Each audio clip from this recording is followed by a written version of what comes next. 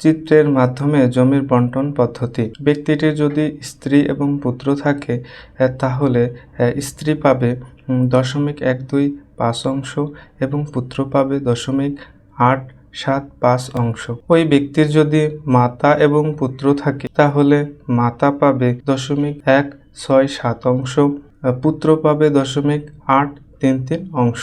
ব্যক্তিটির যদি স্ত্রী এবং কন্যা থাকে তাহলে স্ত্রী পাবে 0.158 অংশ এবং কন্যা পাবে 0.842 অংশ।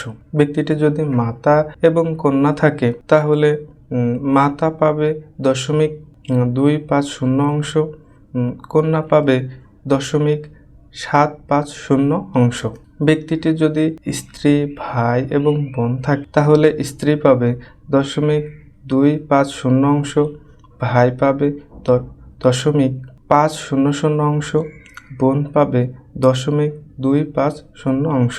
ওই ব্যক্তিটির যদি স্ত্রী, পুত্র এবং কন্যা থাকে তাহলে স্ত্রী পাবে 0.125 অংশ, পুত্র পাবে 0.583 অংশ, কন্যা পাবে 0.292 অংশ।